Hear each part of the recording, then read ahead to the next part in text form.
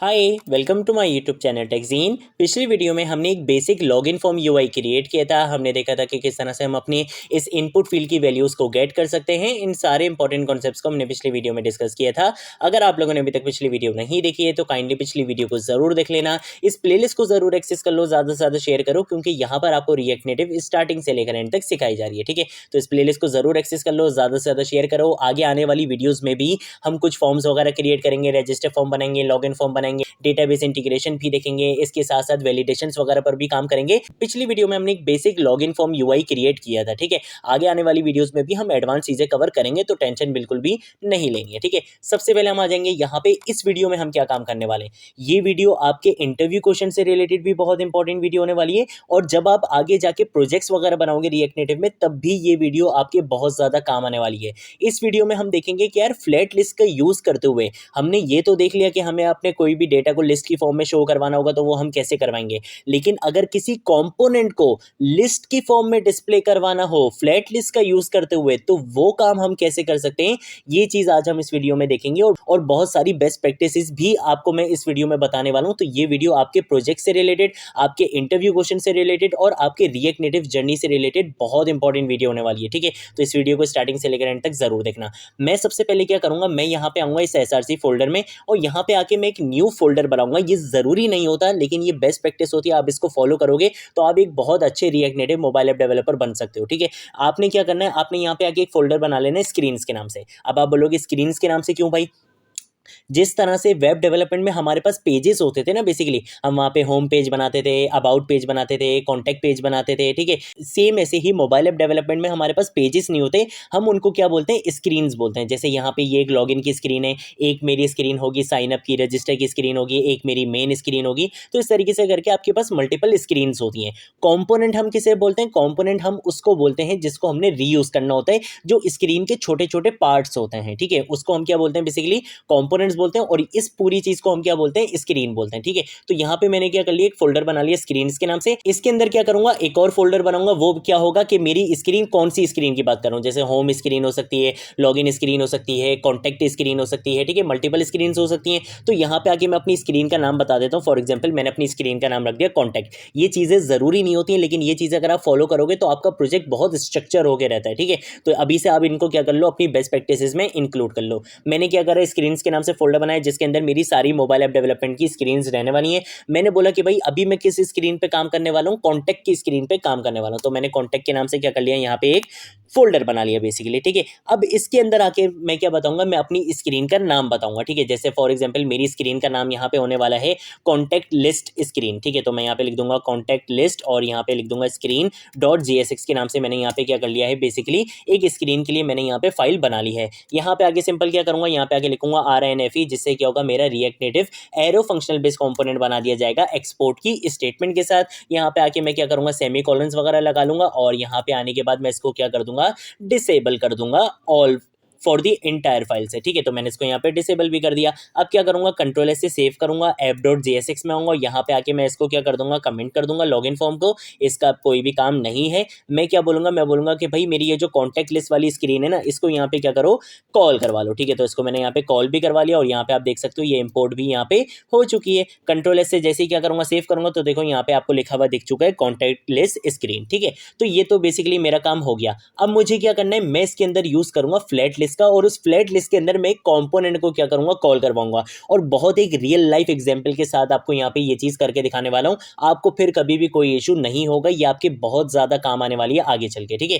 तो अब सबसे पहले मैं क्या करूंगा, मैं यहां से आके इस टेक्स्ट को क्या करूंगा, हटा दूंगा। इसका कोई काम नहीं है। इसके साथ साथ मैं इस व्यू को भी हटा दूंगा। ठीक है, क्योंकि मैंने यहाँ पे क्या करना है, सिंपल एक फ्लैट लिस्ट कंपोनेंट यूज करना है, मल्टीपल चीजें यूज नहीं करनी है। अगर मल्टीपल कंपोनेंट्स यूज करने होते तो मैं एक व्यू कंपोनेंट के अंदर उसको रैप करवा सकता था, लेकिन मैंने यहाँ पे कंपोनेंट यूज ही सिर्फ एक ही करना है। तो मैं डायरेक्टली क्या कर सकता हूं, उस कंपोनेंट का नाम लिखूंगा, और उस कंपोनेंट का नाम है फ्लैट लिस्ट। ठीक है, तो मैंने यहाँ पे क्या कर लिया, फ्लैट लिस्ट को इस तरह से यूज कर लिया। अब आपको पता है कि यार फ्लैट लिस्ट के अंदर आपके पास क्या होती है, कुछ प्रॉपर्टीज होती हैं, कुछ प्रॉप्स होते हैं, आपने उनका क्या करना होता है, यूज करना होता है। जैसे पहला तो होता है कि भाई आपने किस डेटा को यहाँ पे शो करवाना है। तो मैं यहाँ पे आके क्या करूंगा, डेटा की प्रॉपर्टी का यूज करूंगा, और इसके अंदर मैं बता दूंगा कि बेसिकली मेरा डेटा कहां से आ रहा है। ठीक है, आपका डेटा हमेशा किस फॉर्म में होना चाहिए, एरे की फॉर्म में होना चाहिए। अब मैंने आपको शुरू में बोला कि भाई मैं आपको क्या करूंगा, बहुत सारी बेस्ट प्रैक्टिसेस चीज़ बताने वाला हूँ। तो यार अभी तक हम क्या कर रहे थे, यहीं पर ही क्या कर रहे थे, वो डेटा वाला एरे बना रहे थे और यहाँ से हम उसको यूज़ कर रहे थे। लेकिन ये एक बेस्ट प्रैक्टिस नहीं होती। आपकी फाइल का हर काम क्या होना चाहिए, अलग अलग होना चाहिए, ठीक है, ताकि आपका कोड बिल्कुल स्ट्रक्चर होकर रहे।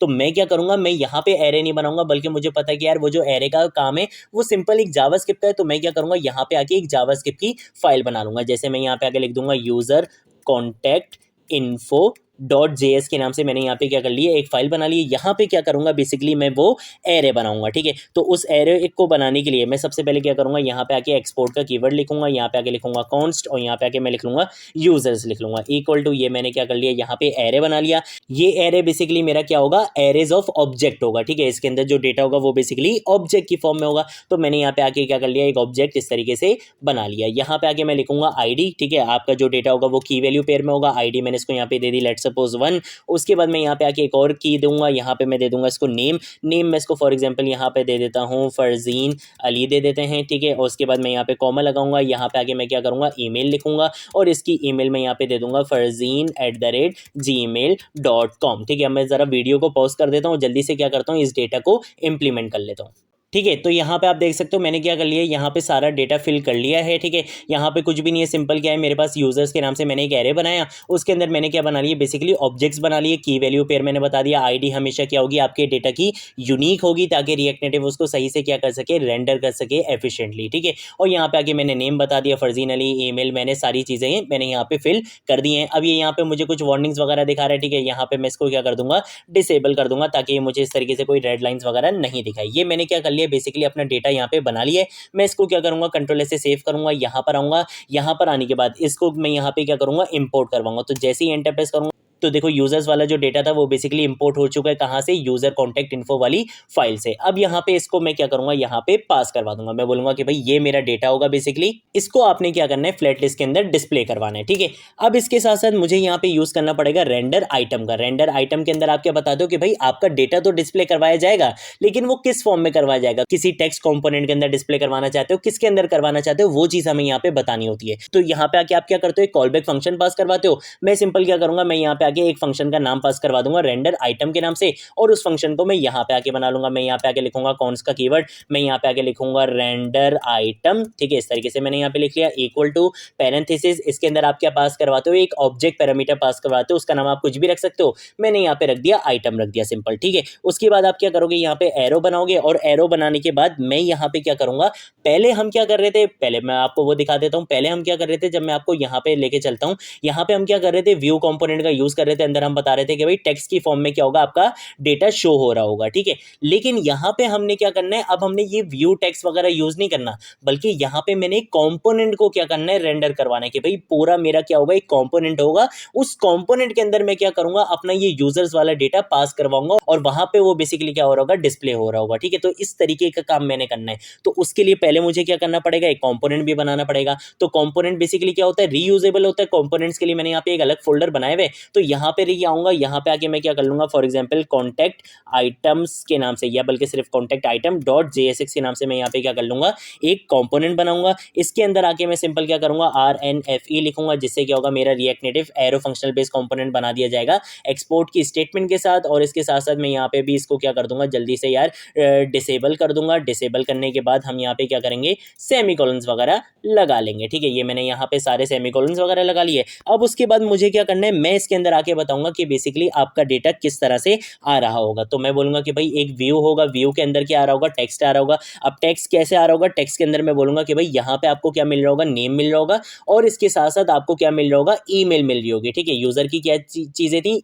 यूजर की कॉन्टैक्ट में क्या चीजें थी, एक नेम था और एक ईमेल था। तो मैंने यहाँ पे बता दिया नेम और ईमेल। अब ये नेम और ईमेल कहाँ से आ रहा है, ये पूछ रहा है। तो मैं बोलूंगा कि भाई मैं इसको क्या करूंगा, प्रॉप में पास करवाऊंगा नेम और ईमेल। तो मैंने यहाँ पे क्या करा, कर्ली बेसिस लगाई, मैंने यहाँ पे बोल दिया नेम पास हो रहा होगा इसको, और क्या पास हो रहा होगा, ईमेल पास हो रहा होगा, ठीक है। ये दोनों चीजें मैंने इसको यहाँ पे बता दी हैं, ठीक है। अब इस कंपोनेंट को मैं क्या करूंगा, बेसिकली इस कंपोनेंट को मैं यहाँ पे कॉल करवाऊंगा, ठीक है। तो यहाँ पर आने के बाद मैं सिंपल क्या करूंगा, मैं यहाँ पे आके लिखूंगा कॉन्टैक्ट आइटम, और जैसे ही एंटर प्रेस करूंगा तो देखो ये कॉन्टैक्ट आइटम वाला कंपोनेंट यहाँ पे कॉल हो चुका है। अब इसके अंदर मैंने इस कंपोनेंट से क्या करा था, प्रॉमिस करा था। मैंने इस कंपोनेंट को बोला था कि भाई जब भी मैं तुम्हें कॉल करवाऊंगा तो मैं तुम्हें एज अ प्रॉप 2 वैल्यूज पास करवाऊंगा। उन प्रॉप्स की वैल्यूज क्या होंगी, नेम और ईमेल। तो अब मुझे अपना प्रॉमिस क्या करना पड़ेगा, पूरा करना पड़ेगा। तो यहाँ पे आके मैं क्या बताऊंगा, यहाँ पे आके मैं एक प्रॉप लिखूंगा नेम के नाम से, ठीक है, और नेम के अंदर मैं यहाँ पे बोल दूंगा कि भाई आइटम डॉट नेम, ठीक है, इस तरीके से मैंने यहाँ पे लिख दिया। सेम ऐसे ही मैं क्या करूंगा, एक और प्रॉप पास करवाऊंगा ईमेल के नाम से, और इसके अंदर मैं बोल दूंगा कि भाई आइटम के अंदर तुम्हें क्या मिलेगा, ईमेल मिलेगा, ठीक है। ये आइटम के अंदर वैल्यूज कहां से आ रही होंगी, आइटम के अंदर वैल्यूज आएंगी यहां से। ये बेसिकली पूरा क्या होगा, एक आइटम होगा, आइटम डॉट नेम ये वाली वैल्यू पास करवा दी जाएगी, फिर आइटम डॉट ईमेल ये वाली वैल्यू पास करवा दी जाएगी। इस तरह से यहाँ पे बेसिकली काम हो रहा होगा, ठीक है। इसको मैं कंट्रोल एस से सेव करता हूँ और इसको हम यहाँ पे क्लोज कर देते हैं। मैं यहाँ पे आता हूँ वापस, यहाँ पे आके मैंने क्या बोला कि भाई रेंडर आइटम के फंक्शन के अंदर मैंने बोला कि एक कंपोनेंट को क्या करूँ, यहाँ पे कॉल करवा लो। उस कंपोनेंट का नाम है कॉन्टैक्ट आइटम, और उसके अंदर मैंने दो वैल्यूज पास करवा दी एज अ प्रॉप के एक नेम होगा और एक ईमेल होगा, ठीक है। ये दोनों चीजें मैंने यहाँ पे क्या कर दी हैं, पास करवा दी हैं। यहाँ पे मैं सेमीकोलन लगा लूंगा, ये रेंडर आइटम का फंक्शन यहाँ पे कॉल हो जाएगा, ठीक है। उसके बाद आपने तीसरा प्रॉप यहाँ पे क्या पास करवाना होता है, की एक्सट्रैक्टर का, ठीक है। तो मैंने यहाँ पे की एक्सट्रैक्टर का यूज कर लिया। इसके अंदर आप बेसिकली क्या बताते हो, आप यहाँ पे आके एक पैरामीटर पास करवाओगे आइटम के नाम से, और इसके अंदर आप बोलोगे कि भाई बेसिकली आपके डेटा के अंदर कोई ना कोई यूनिक आईडी लाजमी होगी। जहां पे आप देख सकते हो मैंने यहाँ पे क्या करा हुआ है, यूनिक आईडी का यूज करा हुआ है। तो की एक्सट्रैक्टर के अंदर आप क्या बताते हो, अपना बता दोगे यूनिक आईडी। मैं बोलूंगा आइटम डॉट, और इसके अंदर मैं बोल दूंगा आइटम डॉट के अंदर आपको क्या मिल जाएगा, बेसिकली आईडी मिल जाएगी। वो बेसिकली क्या है, की एक्सट्रैक्टर है, यूनिक आइडेंटिटी है।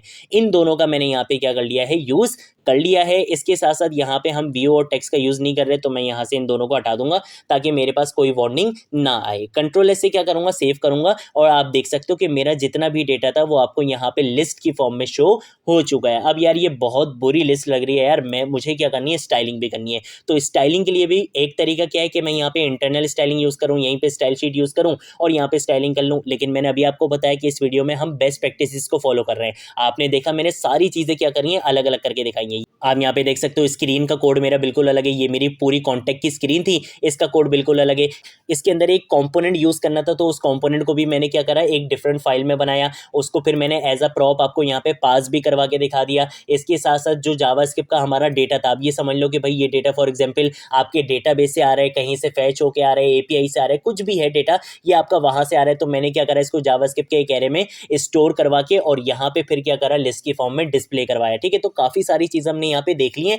अब क्या देखना है, स्टाइलिंग। तो स्टाइलिंग के लिए मैं क्या करूंगा, मैं यहाँ पे आऊंगा इस कॉन्टैक्ट वाले फोल्डर में, और यहाँ पे आके मैं एक फाइल बना लूंगा, लेट सपोज style.js के नाम से। आप किसी भी नाम से बना सकते हो, मैंने style.js के नाम से बना ली। यहाँ पे आके भी मैं क्या करूंगा, मैं सिंपल यहाँ पे आके लिखूंगा सबसे पहले तो एक्सपोर्ट का कीवर्ड, ठीक है। तो मैंने यहाँ पे एक्सपोर्ट का कीवर्ड लिखा, यहाँ पे मैं लिखूंगा कॉन्स्ट, और उसके बाद मैं यहाँ पे आके एक इंस्टेंस बनाऊंगा स्टाइल्स के नाम से। यहाँ पे आके मैं यूज करूंगा स्टाइल शीट कॉम्पोनेंट का, ठीक है। तो यहाँ पे style sheet component dot create के मेथड का आपने यहाँ पे यूज करना है। इसके अंदर आप एक ऑब्जेक्ट पास करवा देते हो, तो मैंने वो ऑब्जेक्ट यहाँ पे पास करवा दिया, और यहाँ पे मैं क्या कर दूंगा, इसको डिसेबल कर दूंगा, ठीक है। अब यहाँ पे आके हमने क्या करना है, हमने यहाँ पे देनी है स्टाइलिंग, ठीक है। और इसको भी मुझे यहाँ पे क्या करना है, सिंगल कोटेशन में लिखना था। अच्छा जी, यहाँ पे आने के बाद मैं सबसे पहले क्या करूंगा, बेसिकली अपनी हेडिंग को क्या करना चाहता हूँ, स्टाइल देना चाहता हूँ। अब आप बोलोगे हेडिंग तो अभी मैंने दी नहीं है, तो अभी हेडिंग भी आपको देके दिखाऊंगा। पहले मैं क्या कर लेता हूँ, यहाँ पे इसकी स्टाइलिंग कर लेता हूँ। मैं बोलूंगा कि भाई ऊपर क्या देना चाहता हूँ, एक कॉन्टैक्ट की हेडिंग देना चाहता हूँ, ठीक है। तो उसकी स्टाइलिंग के लिए मैं यहाँ पे आके लिखूंगा फॉन्ट साइज। सबसे पहले तो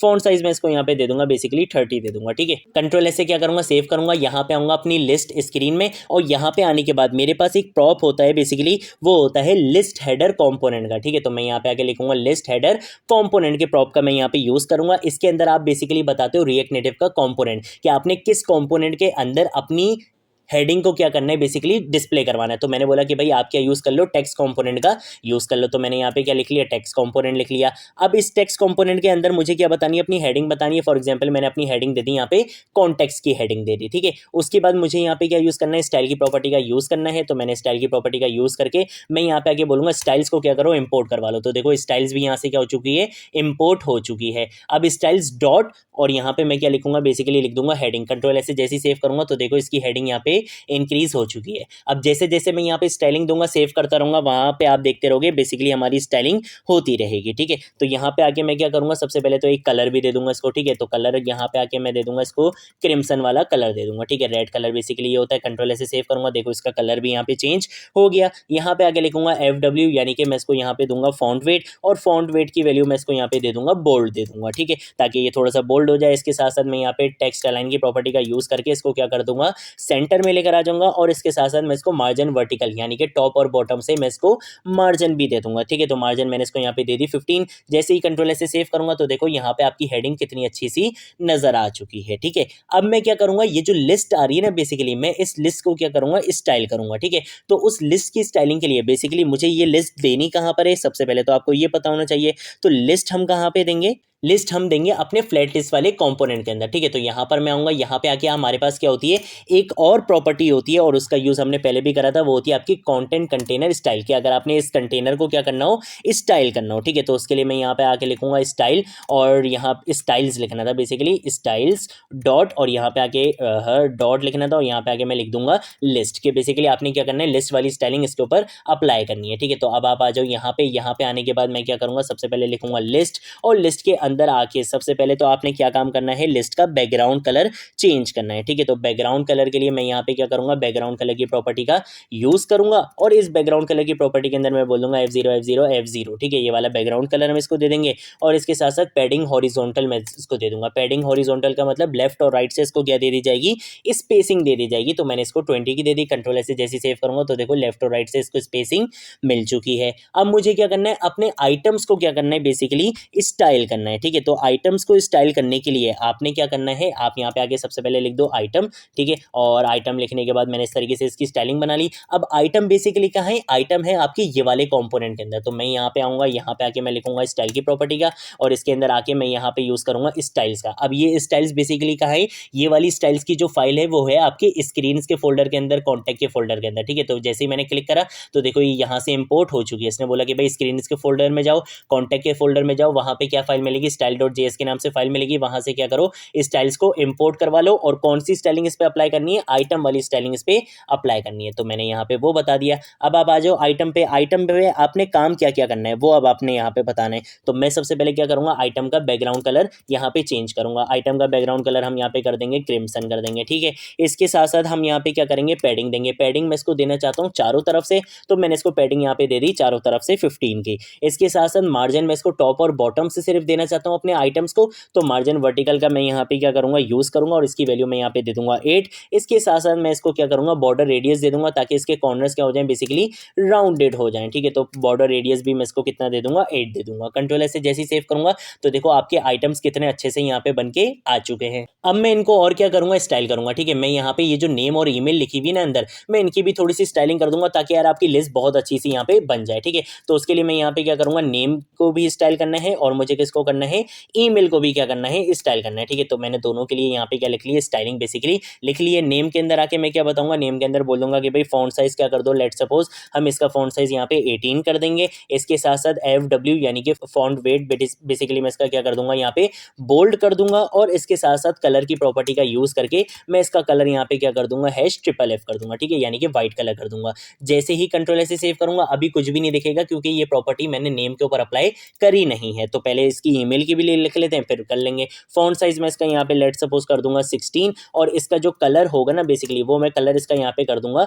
येलो कलर कर दूंगा। ठीक है, येलो कलर मैंने यहाँ पे कर दिया है। कंट्रोल ऐसे सेव करूंगा, कॉन्टैक्ट आइटम में आऊंगा, यहाँ पे आके टेक्स्ट के अंदर आके क्या करूंगा, स्टाइल की प्रॉपर्टी का यूज करके मैं इसके अंदर आके यहाँ पे बताऊंगा। सबसे पहले मुझे यहाँ पे इक्वल टू कर्ली ब्रेसेस लगाने, यहाँ पे आके मैं लिखूंगा स्टाइल्स डॉट, और यहाँ पे मैं लिखूंगा नेम की प्रॉपर्टीज पे अप्लाई कर दो। कंट्रोल ऐसे सेव करूंगा, देखो नेम के ऊपर ये अप्लाई हो चुकी हैं। सेम काम मुझे किसके लिए करना है, ईमेल के लिए करना है। इसी चीज को क्या करूंगा, कॉपी करूंगा, कंट्रोल-C, यहाँ पे लाके क्या करूंगा, कंट्रोल-V से पेस्ट करके, और यहाँ पे आके मैं क्या लिख दूंगा, बेसिकली ईमेल लिख दूंगा। कंट्रोल ऐसे सेव करूंगा तो देखो यहाँ पे आपकी स्टाइलिंग अप्लाई हो चुकी है। तो इस तरीके से आप क्या कर सकते हो, फ्लैट लिस्ट कंपोनेंट का यूज करते हुए किसी कंपोनेंट को भी लिस्ट की फॉर्म में क्या करवा सकते हो, डिस्प्ले करवा सकते हो। अब इसका यूज केस देखो कि कितना अच्छा हमने यहाँ पे देख लिया। लेट सपोज आप क्या कर रहे हो, एक सोशल मीडिया ऐप बना रहे हो। ठीक है, वहां पे आपके पास बेसिकली एक कॉन्टैक्ट की स्क्रीन रहने वाली है। ठीक है, तो आपने क्या करा, सबसे पहले एक कॉन्टैक्ट की यहाँ पे स्क्रीन बना ली। अब इसके अंदर आपने क्या करना था, सेम स्टाइल यहाँ पे इंप्लीमेंट करवाना था। ठीक है, तो इसको आपने क्या करना था, रीयूज करना था। एक तरीका क्या था कि मैं इसी के अंदर आके यहाँ पे क्या करता, टेक्स्ट का यूज करता,